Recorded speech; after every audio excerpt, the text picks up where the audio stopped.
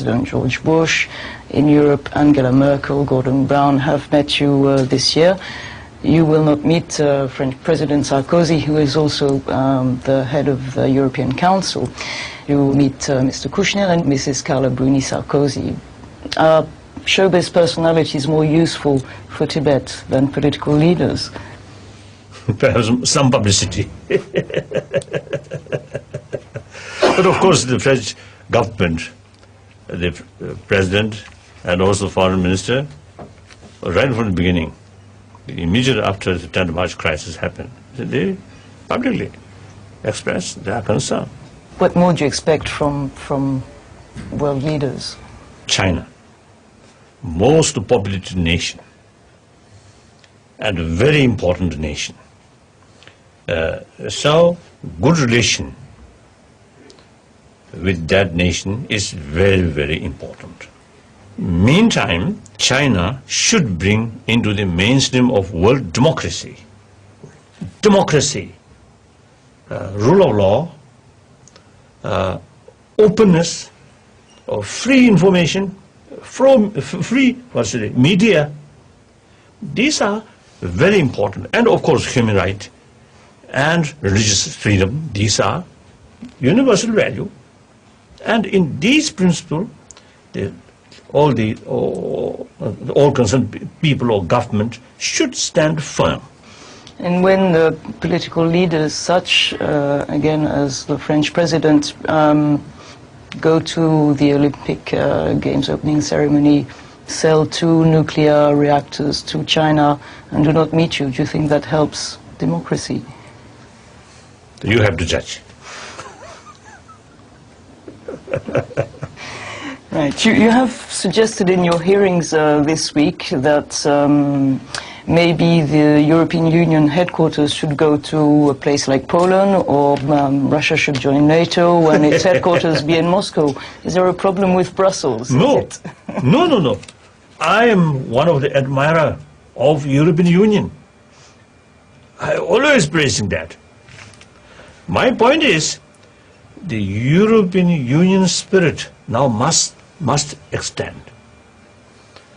And then, you see, now, unfortunately, although Soviet Union now changed, but Russian Federation now seems, now the old thinking, old tendency or habit now seems to now returning. This is not good.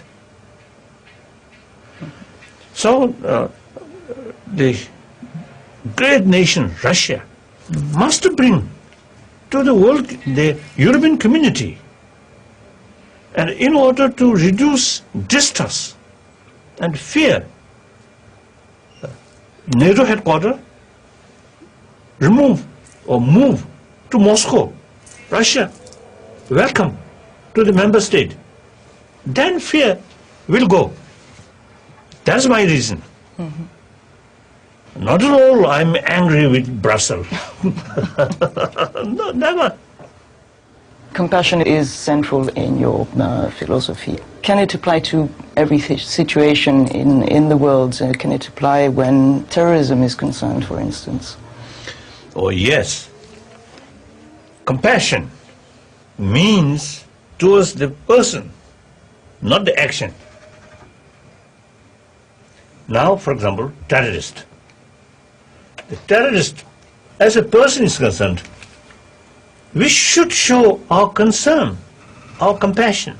They're also human beings. And if we keep compassion towards them, then there is real possibility of change. Because of their behavior, if we keep hatred towards them, then that means increasing terrorists. Today, 1 Bin Laden. Next, 10 Bin Laden. After that, 100 Bin Laden.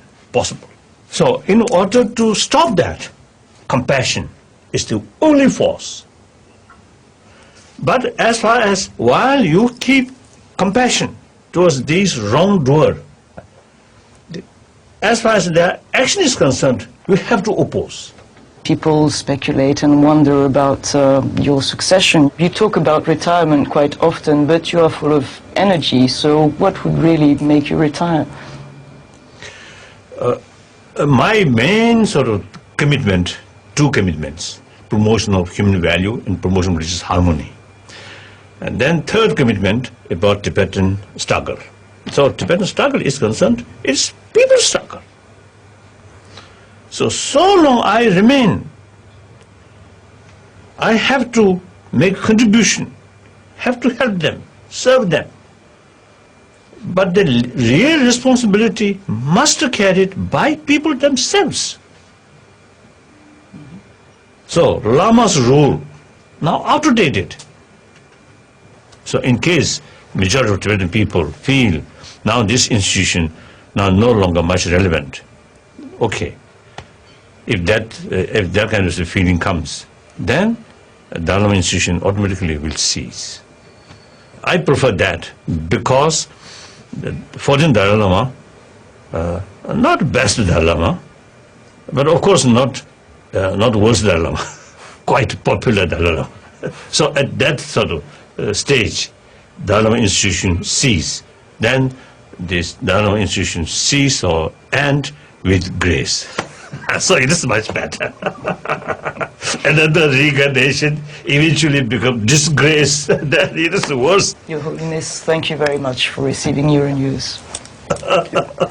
Thank you.